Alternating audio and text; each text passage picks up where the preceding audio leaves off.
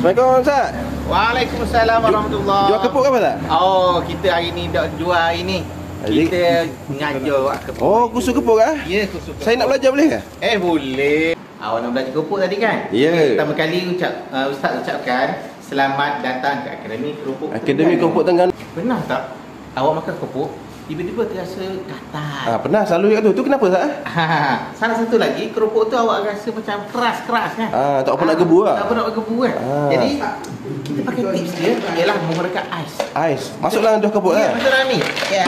Ini adalah cuka. Cuka Ni kita masuk setelah siap masak semua.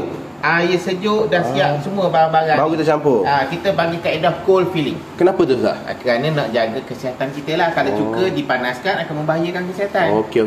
Masuk tak? Okey, Bismillah. Ni buat apa ni Ustaz ni?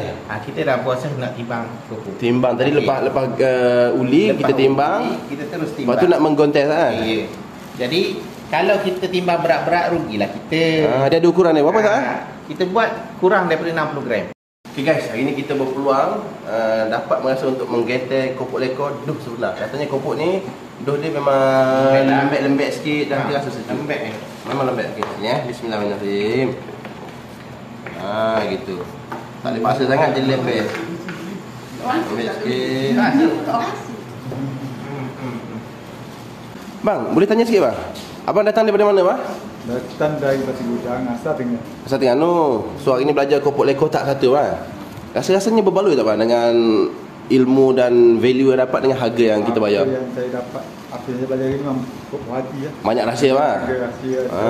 So plan lepas ni memang nak makan-makan sendiri je ke ataupun nak buat berniaga? Dia untuk starting mungkin makan tea dulu, dah okey baru buat berniaga. Untuk merebus kopok lekor. Apa tip dia nak jatuh ni? Biasa Okey. kadang-kadang patah-patah ke apa ke? Bismillah. Biasa kita pakai talam yang cantik lah. Okey. Talam yang membentuk betul tu. Lurus. Dan juga air mesti gelegok. Ini boleh masuk boleh? Ya, boleh terus. Bismillah. Dulu Ustaz? Dulu. Jadi, saya ambil kesempatan ni untuk mengajak tuan-tuan dan puan-puan untuk bersama kami di kursus kopok lekor di Akademi Keropok Terengganu. Okey, mantap. Jadilah usahawan keropok lekor.